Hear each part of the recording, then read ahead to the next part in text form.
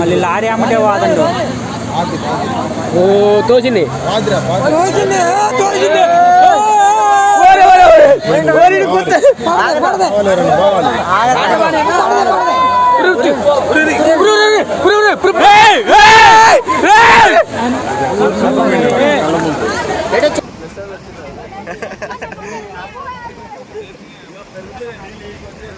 వెనకిరాల బాగా మొత్తం కొట్టుకపోయింది. దయచేసి ఎవరు ఇక్కడక్కడ రావద్దండి.